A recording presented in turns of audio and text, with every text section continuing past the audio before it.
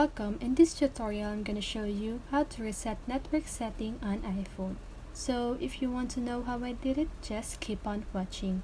So first, you want to open your settings, and then once you click settings, go ahead and click general, and then once you are on general, scroll down until you see reset, and some of the device it will say that transfer or reset iPhone. So just go ahead and click that, and then once you've clicked that, you want to click reset network settings.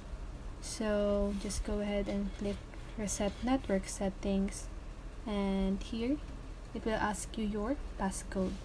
So just go ahead and type your passcode, and after that you can now reset your network.